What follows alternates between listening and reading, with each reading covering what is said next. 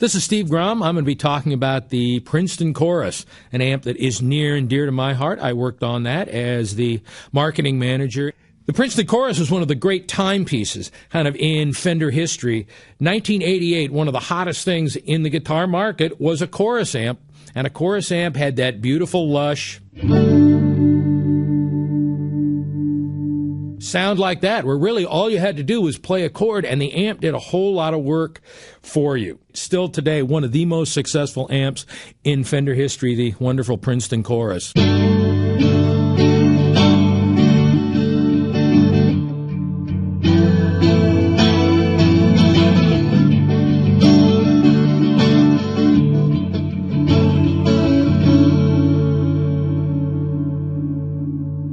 An amp that demoed incredibly in a music store. When you heard that thing in a store, you merrily picked it up by the handle, took it up to the counter, and walked out with it, because there was nothing that sounded quite as good as that particular chorus sound with the two 10-inch speakers just wailing away in stereo. The Princeton Chorus, one of Fender's big success stories.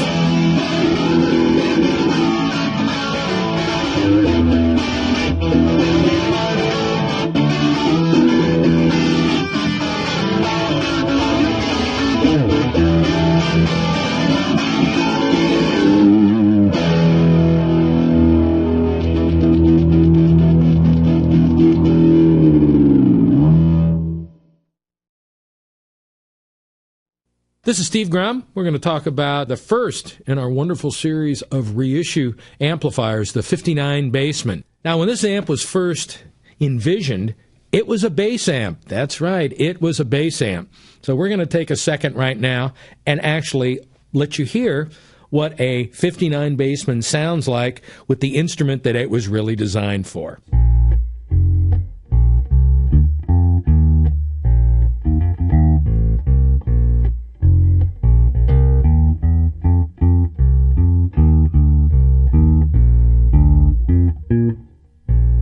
Hi, this is Mike Lewis, and yes, that was a 59 BASSMAN used as a bass amp, and it sounded great back in the day, but then time marched on and the demands of rock and roll took over, and guitar players started stepping in and plugging into this amp because it was the biggest, the loudest, the most awesome sounding guitar amp that was on the market at the time, and Shane is going to show you what I mean.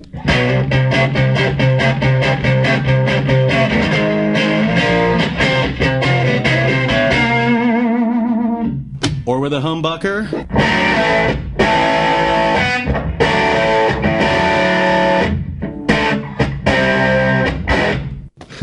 Steve, tell us how you guys brought this back. Wow, man, that is the tone. Geez, you can't beat that. Hey, when we're trying to get this thing going, one of the biggest battles was sorting out what was the right one. We had all these amps that people had lent us, and we turned them over to Matt and the R&D guys, and they were pulling their hair out trying to figure out which one was the right one. Yeah, some of them have their own special modifications to it, but it came down to we figured out what was actually coming out of production, and we also noticed that it didn't agree with the original schematic. However, we got it all together, and bingo, off we go. Yeah. Rock and roll, rock and roll. A little more out there, Shane, baby. Come on, man. I love the way it cleans up, too, by the way.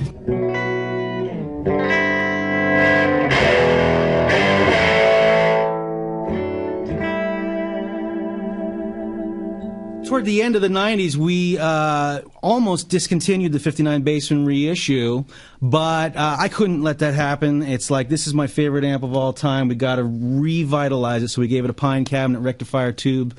Why didn't we have the rectifier tube in the first one, Matt? The reason why we didn't have a rectifier tube in the first one is because we could not find one that did not blow up.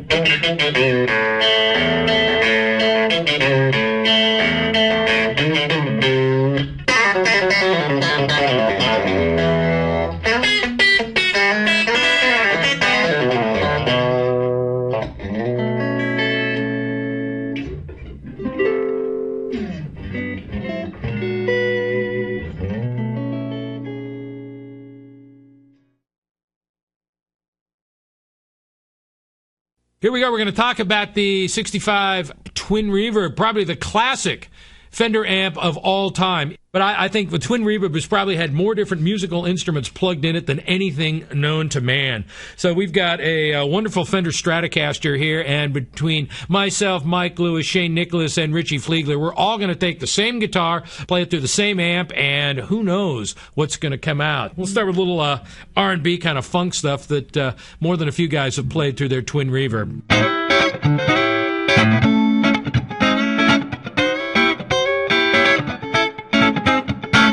Now over to Mike Lewis. Hey, I was in a band. We had a organ player played through it. We sang through it and played bass through it, everything. But we also like to play a little bit of blues with it.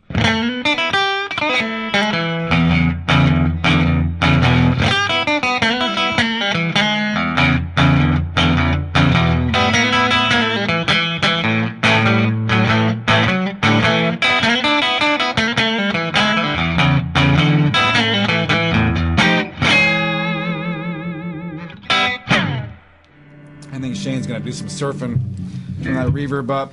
Yeah, one of the things about the Twin, as I walk over here to touch the amp, is amazing reverb and amazing tremolo. So you can really do a lot of different sound effects and things. Hey, you want me to work the tremolo for you? Sure.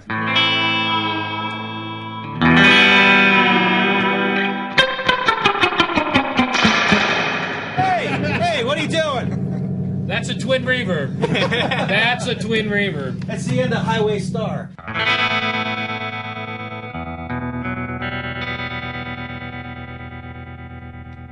And of course, you can just do your basic country stuff on this.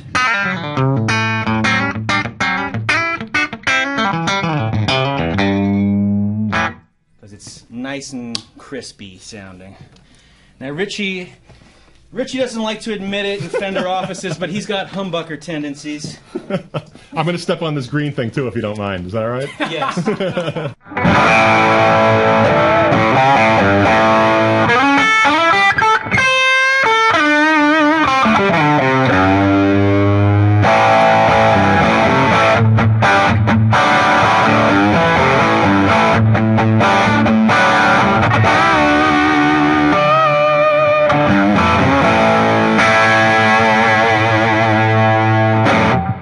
Why, pray tell, would you have been playing an amplifier like that when you were playing clubs in New York? Because everything else just wasn't loud enough. And also because there was probably one already there. That's a fact. You know what? Actually, in the book, Paul Reed Smith mentions that. You know, you go to every studio, you'll see like a Marshall, but they don't have a boogie. You go to another studio, they don't have the boogie, but they have a Marshall. But everywhere you go, especially back in our day, Mike, there was a Twin Reverb everywhere. House amp. Because it made everything that got plugged into it sound good. Hi, I'm Mike Lewis, and we're talking about the Fender VIBRO-KING. When we first started thinking about what we would do with the Fender amp line back in the early 90s, we had a couple of great amps in the line. We had a 65 Twin Reverb, and we had a 59 Bassman. And what we were looking for were more amps like that the pros would use on stage. I mean, I wanted to turn on the TV and see a guy playing a Fender amp. So we decided what to do. We would try to make an amp that was kind of like an old Bandmaster and a reverb box built together. 'Cause that's what I had. I had a 58 Bandmaster and a 63 reverb box, and it sounded awesome. So we brought the thing in. We tried to duplicate it. We wanted to make it about twice as loud, and what we came up with was the VIBRO-KING. One of the cool things about this amp is it has the reverb unit built into the front of the amp, like an outboard unit. So when you play the guitar, you're actually driving the reverb. If you hit it really hard, you get a long reverb delay. If you play it really soft, you get a little bit of reverb delay. So it's like dynamic.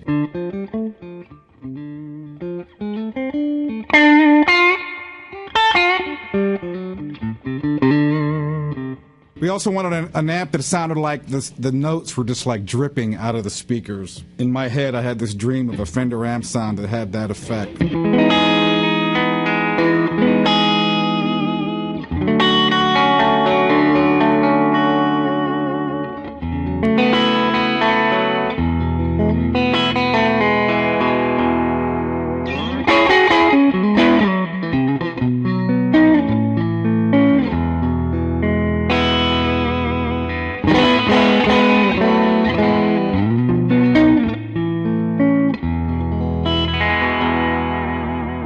So that's super clean and super sweet sounding, but what if you want to play just a little bit louder with some gain? So we added what we called a fat switch to it. A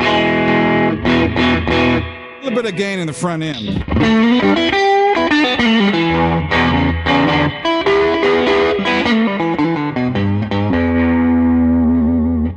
And what would a cool Fender amp be without tremolo?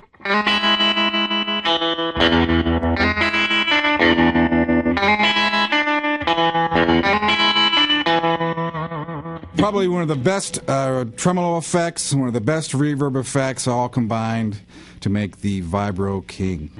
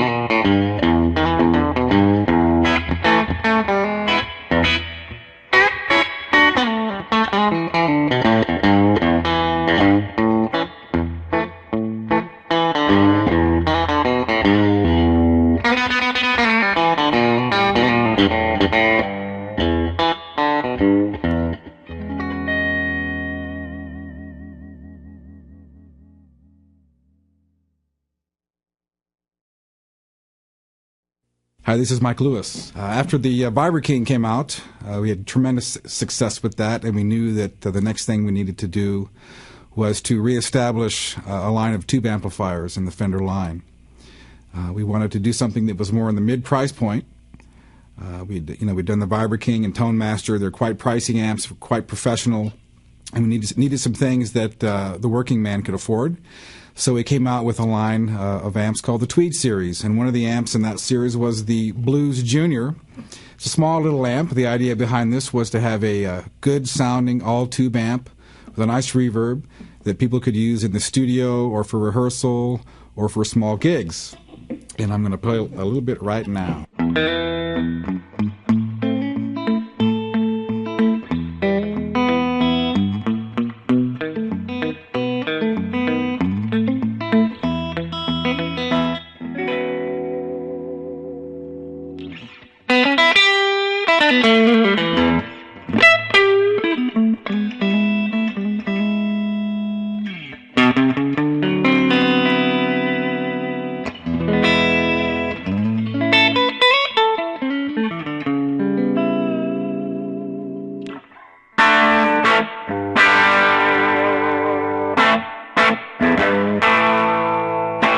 That's the Blues Junior, folks.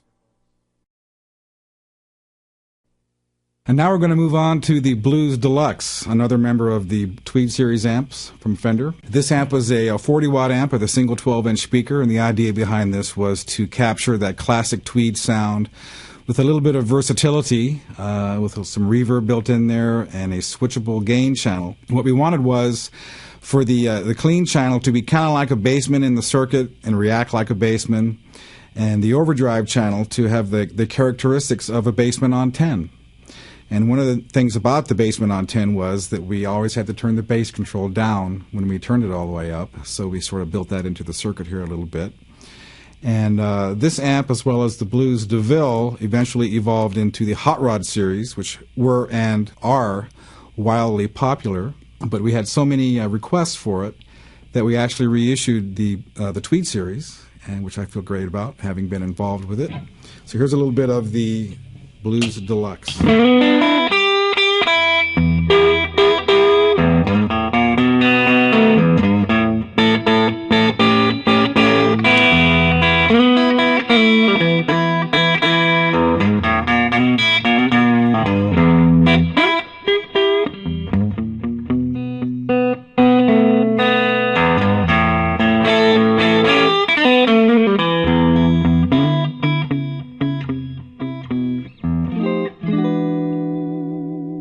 Kick in that drive chime a little bit.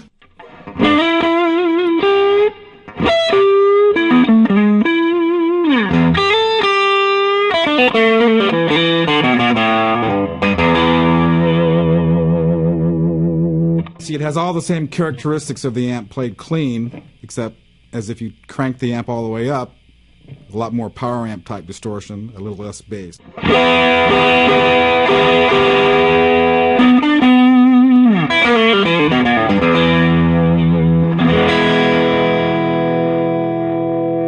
And there's your Blues Deluxe. The Super Reverb amp. This is Richard McDonald, and I'm joined with Mike Ulrich. Hi, Mikey. Hi, Richard. How are you today? I'm doing great, Richard. Well, the thing that comes to my mind the first about the Super Reverb amp was I was sitting in my office, and someone from legal came in and said, "Hey, we have this mark called the Super Reverb. Is that something you're interested in keeping?" And I thought to myself, wow, should I be the guy that lets the Super Reverb slip away? In the legal sense, it's use it or lose it, and we hadn't made a Super in years. I ran into Dale's office that afternoon, Dale Curtis, our Senior VP of Engineering, and said, help, we need a Super amp, and we need it quick. So we started making one. Comes to your mind, Mike? I just remember at the time being asked, "Hey, you've heard of the Super Reverb, haven't you?" I said, "Yeah." I said, "Well, we need to make one and make one fast." So we did, and we went in and built one up out of perf board and made sure that it sounded the way that it did. Used a twin chassis to do it, and the rest is history, as they say. Well, I think the Super Reverb amp is, as we like to say, scientific proof that Fender guitars and amps sound better together. And it is the quintessential blues rock kind of Fender sound. Let's listen to it a little bit and see what we can conjure up out of it today.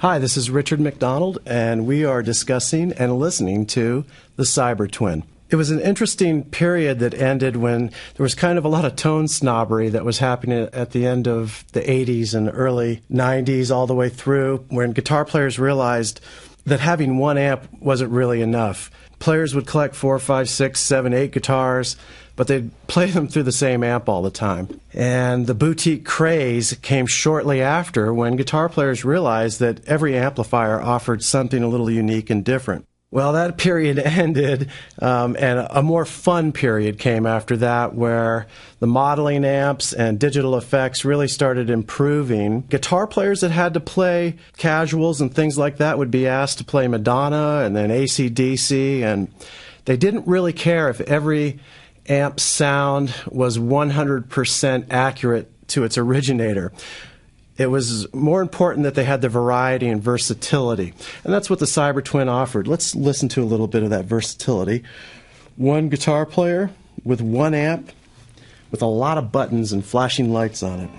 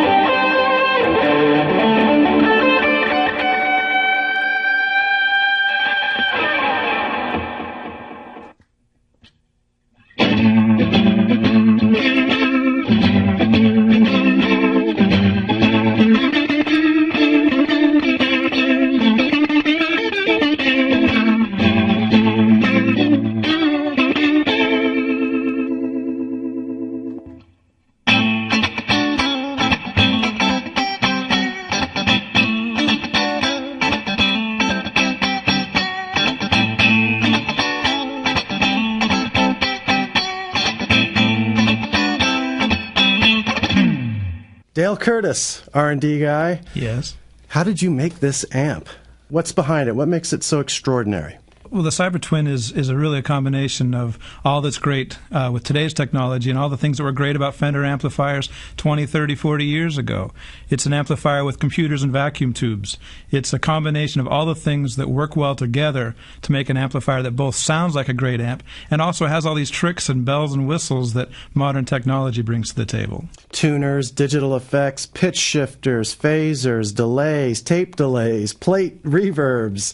This could be a long list. This could be a very long list. Matt, you were kind of faced with more of the analog side of this amp. Mostly the parts of what make a classic amplifier a classic amplifier. My goal was to start with, well, an amplifier that would stand well on its own, something to build upon with all the digital effects, bells and whistles. Yeah, we weren't the first ones on the block in this category, but I think we really nailed it. And it's the Cybertwin's ability to change its architecture to replicate the schematics of the amps that's trying to emulate. Do you want to comment on that? The amplifier is not a modeling amp or a digital modeling amp. It's not all done in DSP. It's actually, well, vacuum tubes and solid-state distortion and whatnot gives it the heart of its tone. But why does a Fender black-faced amp sound like a black-face? Why does a Marshall sound like a Marshall? What's the difference? The Cybertwin is actually replicating the schematics of those amplifiers. When you go from one preset to another, it puts the right bits in the right places, and it actually recreates those amplifiers. And the result is amazingly lifelike, realistic sounds. Chuck, there's a lot of ones and zeros in here. Which ones of them are yours? When I applied for the job at Fender, Dale showed me one of those big fat notebooks he had on his desk full of equations and block diagrams and things. And one of the first questions he asked me is, what would you do about this circuit? And I walked away at that point after that interview knowing that some of this job would be hard. Because it was hard, because it was converting things that weren't meant to go into digital. And so that was part of my first job with the Cybertwin, was making some of the analog stuff digital, the stuff that would work good in digital. This seems to work pretty good in digital.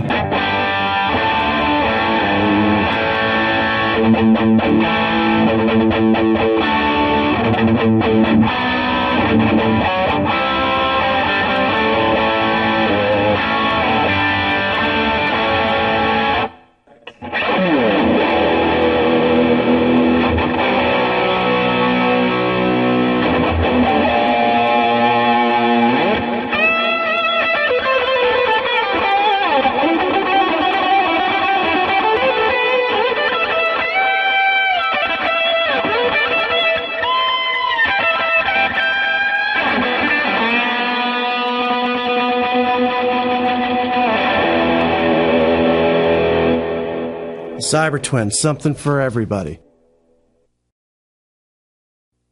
This is Richie Fliegler, and I'm here to talk about the Acoustasonic series of amplifiers.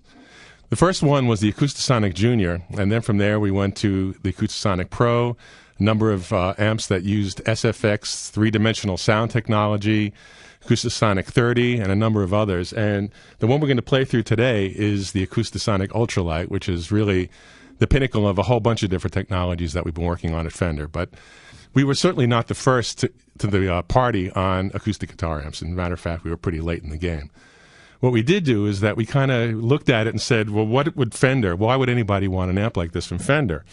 And we felt that the answer was that the thing that we could do to make our mark on it was to just make an acoustic guitar amp an amp, not a little PA system, not something that's just really just, over the top with all sorts of features, but something that a guy could just take his guitar, his or her guitar, plug it in, and play.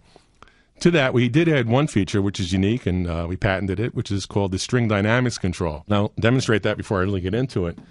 What the string dynamics control is, one of the things about the speed of reaction on a piezoelectric pickup is that they're very quick. So if you're playing soft, maybe you're finger picking something,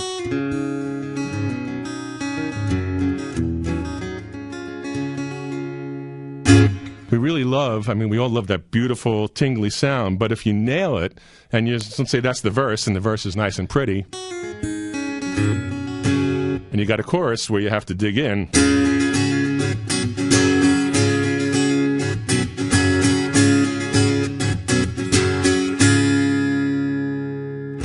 you have a situation where the dynamics are just too great. No amplifier. You'd need a 1,000-watt amplifier to play at living room volumes. So what the string dynamics control does is it compresses those high frequencies so that when you're nailing them, it brings them down. When you lay off, like you would back in the verse, it brings those high frequencies back. So if we could just turn that knob a little bit, and we'll see the difference here.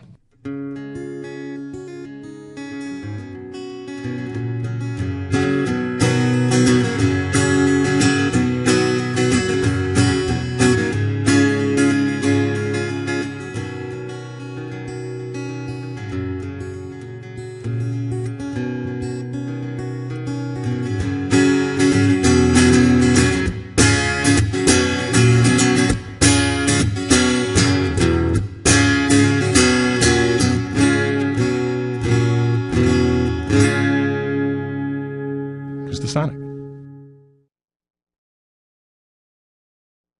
Richie here again, and I'm here with Dale Curtis and Matt Wilkins, and we're here to talk about Frontman, and we're here to talk about bang for the buck. Again, one of the things that we all feel very strongly about is the idea that we work hard for money, and could we make an amp for $99 that actually sounded like an amp? Now, we're not going to kid ourselves and say that this amp is going to sound like a supersonic. We know it's not. But does it sound good? Does it sound like a toy, or does it sound like a musical instrument? And I think that we hit it pretty good. Dale, Matt, I know that you guys were intimate with this stuff. So it's very easy for Shane and I to sit there and say, yeah, we want to make an amp that's $99 and say, so do it. How do you do that? What do you do? We take a look at the amplifier, the size of the amplifier, and do the best with what we have. In this case, this amplifier has an 8-inch speaker. Well, to get the most bass out of it, you want to put it in a closed cabinet. Also, too, it is kind of geared toward metal. However, we do our best in the solid-state circuitry to give some latitude between clean and high-gain sound with kind of the availability of getting an in-between sound. So it just isn't like clean and then suddenly distorted as you play louder. One of the things that's true about amplifier designs, a lot of times tone doesn't have to be expensive. A lot of times tone is really achieved through just care and effort. A lot of the things just don't cost money that make an amplifier sound better. They just have to be done right, and it takes a lot of time and effort to do it. So here we go. We're going to start out with one guitar in single coil mode and work our way up to humbucker mode and see what we have here. The Frontman 15.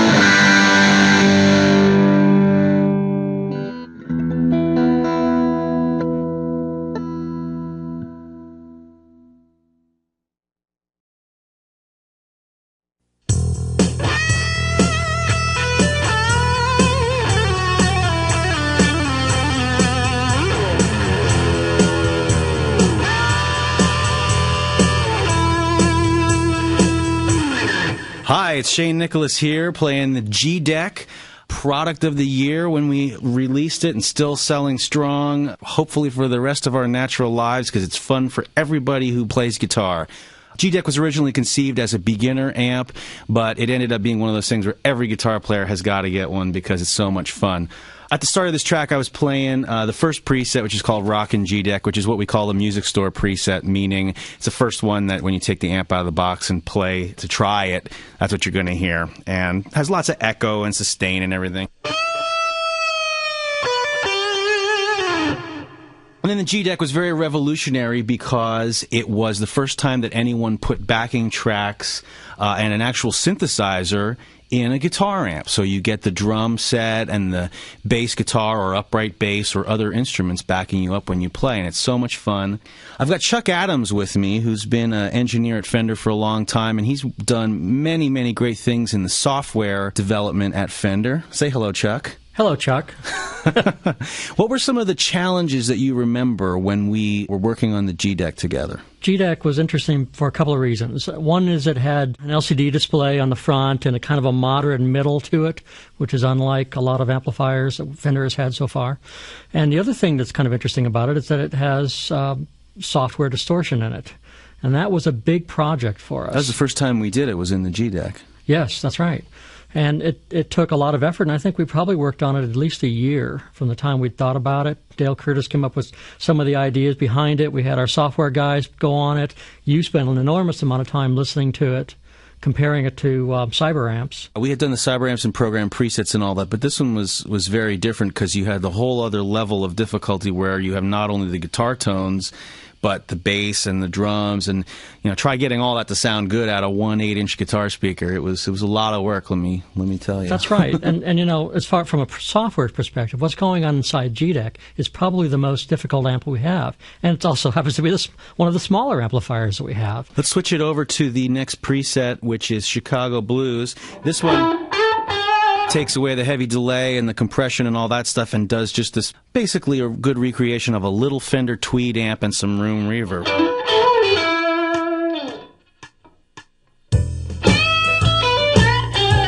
And also, the synth sounds have changed to where now it's gone from an electric bass to an upright bass, and it's gone from a heavy metal drum set to more of a little jazz kit. There's also a little bit of piano tone in there.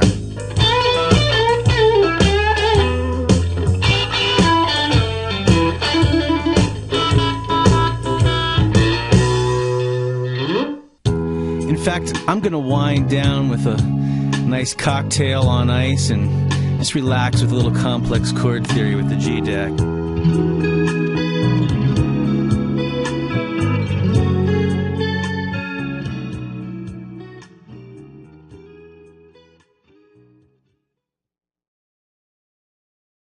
Richie here again. I'm here with Matt Wilkins. Matt? Hello. 10 years ago. Can you believe it? Oh, my gosh. 10 years. And so here we are. We're just trying to make our way in this world. What do we do to put our mark on this planet? We had the very successful Blue Series. It was selling. It was doing well. But there was always a knock on them that while they had that great clean sound, you just couldn't push them over the cliff, couldn't get them to go. And I know, Matt, that you were involved in the design of those amps, and while they sounded good, there's really nothing wrong with them. It's just that we just needed some more. Talk about that for a second. The amp is in the lineage of 59 Bassman, and then the Tweed Blue Series came along where you'd have a 59 Bassman, but the ability to turn it down some and get a little more drive out of the amp without playing ear-splitting loud. We also added a little reverb and an effects loop. We started hearing about, the knock on them is that they didn't have much in the way of sustain. And if you were squinting at the time and looking at what people were buying, they were coming into a store buying a Stratocaster and a Blues Deluxe and a high-gain stomp box. And we thought, let's see what we could do about that. So we decided to make an amplifier that was basically a blues amp, the Blues Tweed series, except the gain knob would go from 12 to 20. Exactly. And the thing that was great about all these Fender amps that we're talking about is that you can walk right up to them, you can play them. The thing I always loved about the Hot Rod series amps is that, they're 3-channel amps with one set of tone controls, one input. You know, it's just like, here's an amp, reasonably priced. They work night after night. You can, if you're an amateur, you're a weekend warrior, or, you know, if you're a professional. And I've seen them in Madison Square Garden, and I've seen them in bedrooms, mostly my own bedroom at this point. But 10 years on, I believe, you know, it's still in the first revision or something close to it. For my professional career, it's one of the crowning moments. And personally, working with you on this and creating these things, I'm feeling pretty good about it, pal. What do you think? Yeah, 10 years on, yeah, it's doing okay, and we're doing okay, so it's okay. There you go. It's okay. So look, what I'm playing here is I've got a 54 Strat, and I've got a Clapton thing in it, and at the very end you'll hear me turn that on. And we're just going to go. So without, you know, any kind of sleight of hand, we'll start with the clean sound, work our way up to the drive channel, and the ever-popular more drive channel. All right? So wish me luck, guys.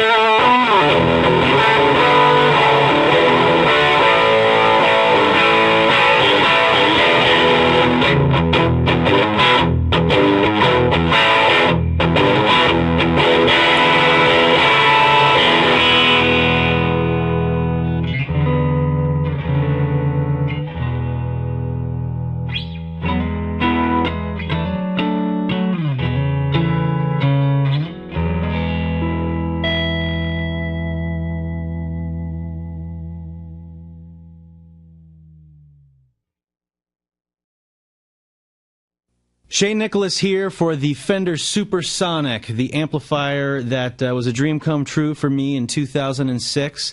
We took 3 really cool, unique Fender amp circuits and put them under the hood of this all-tube amp. I've also got Mike Ulrich with me here today. He was the primary engineer on the Supersonic. Say hello. Hello, Shane. We worked closely on this amp to try to dial in the 3 tones. We started from a 65 VIBRO-LUXE, which is a real nice, spanky, clean tone.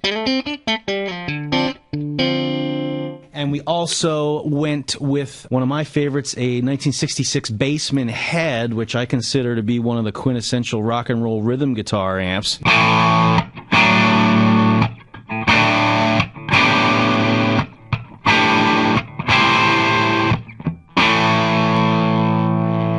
Bassmans have a really nice big bottom end on them. And then the third channel, we wanted to have a modern dual preamp high gain kind of motif. We had an amp called the ProSonic years before that did that kind of a vibe with the heavy compression and sustain. So we kind of started from there and then tweaked it accordingly. Mike, what do you remember about trying to get all three of these cool sounds under one hood? The biggest challenge, of course, was you had three completely different preamps all trying to pour into the same power amp and trying to get them to sound the way that they were meant to be. A VIBRO-LUXE, a BASSMAN, what we called the burn channel, that third high gain channel. We did some creative things in the power amp to achieve that.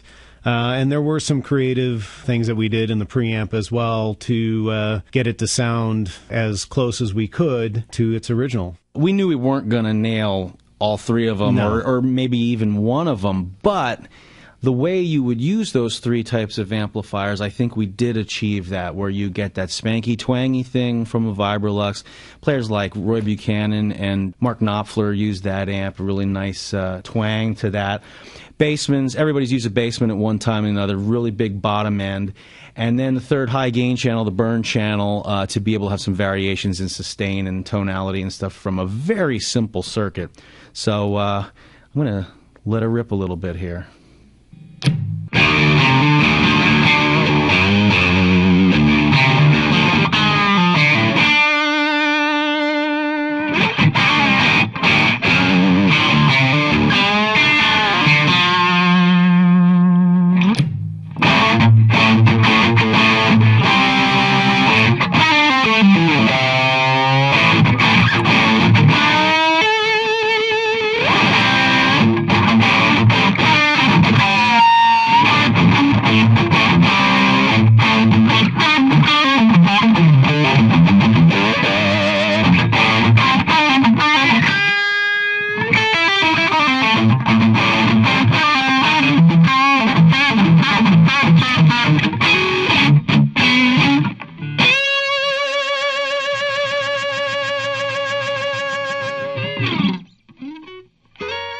It also cleans up nicely.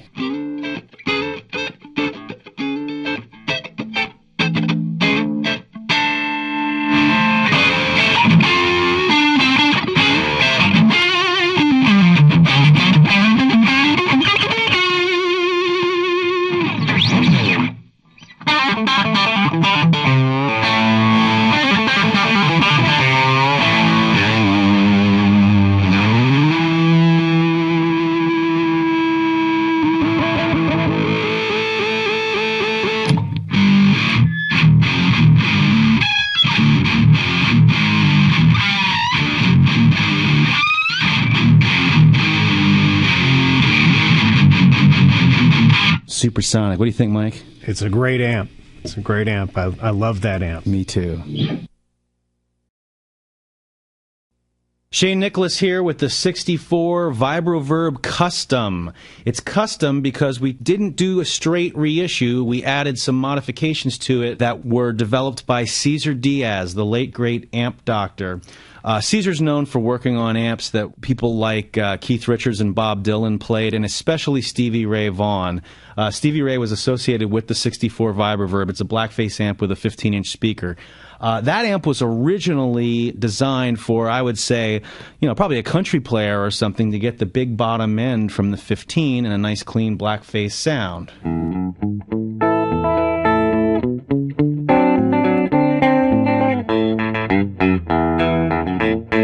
Now I'm playing just basically a stock Strat, and I have it sit on the middle pickup. Now we're going to flip the diode rectifier switch, which is going to tighten up the bottom end a little bit. And we're going to also flip the modified switch, which brings in all the things that Cesar Diaz did for Stevie Ray's preamp. What it does is it changes the bias slightly of the preamp tubes. It tightens up the bass a little more, and it completely disengages the tremolo circuit of the amp, so you have even a little more juice flowing to the tubes that are remaining. So it's simultaneously adding gain and distortion, but keeping the bass tight. So here we go.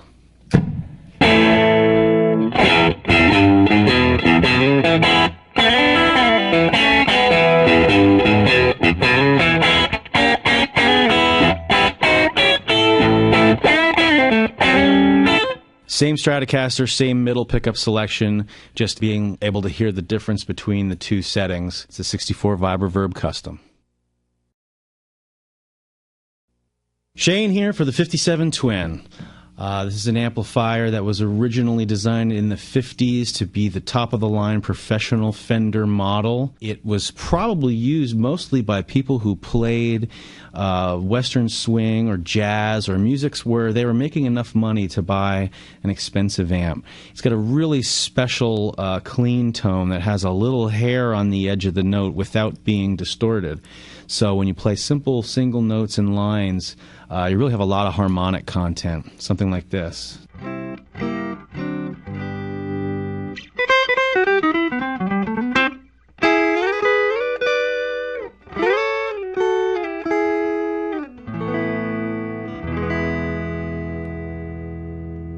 Then, of course, if you crank the amp up a little bit, and in this case I'm going to go on a humbucker in my Strat, you're going to get the Clapton overdrive tone.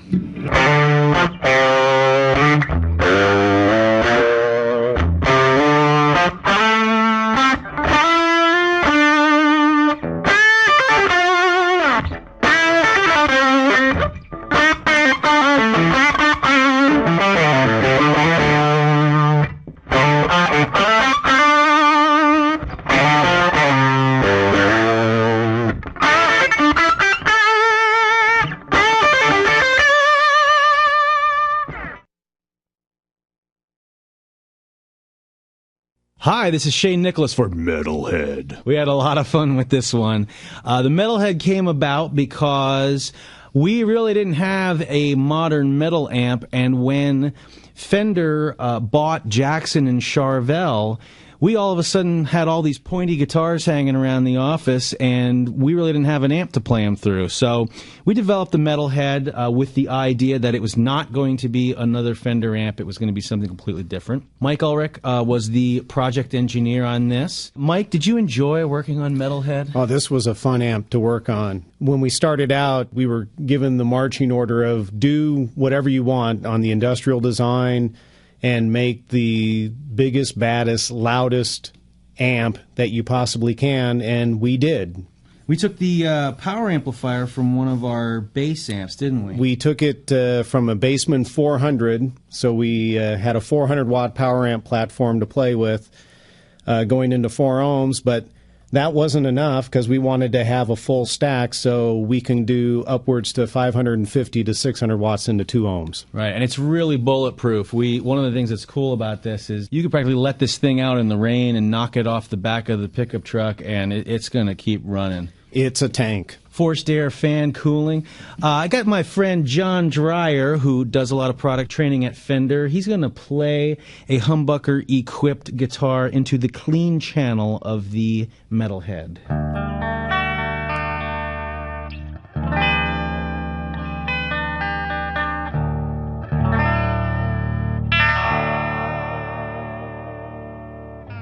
Clean channel is really great because you have so much headroom from that power amp there. Now we're going to go to the second channel, which is called the tight drive channel. Tight meaning when you hit the low strings of the guitar, the speakers stay tight. And I think of it as like a 70s, 80s rock kind of channel.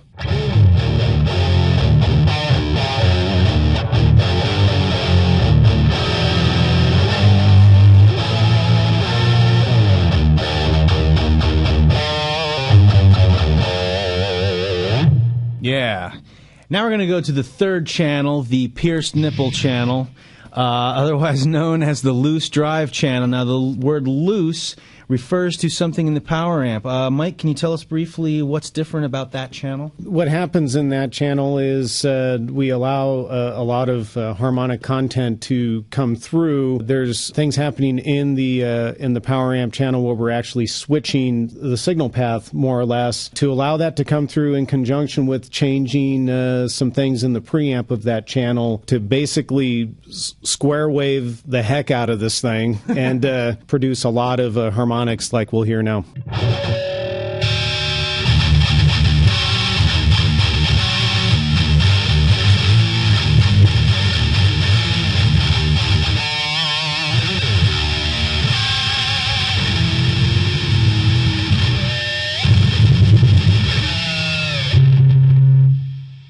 security. Hey, one other thing I wanted to point out is that we have a 16-position DSP, and we developed a gate feature for the Metalhead, whereby when you are on that third loose drive channel, you can completely and drastically gate off the signal when you stop playing. This was used a lot in the what I'd call the turn-of-the-century Scandinavian metal bands. So why don't you give us a little bit of the gate on that loose drive channel?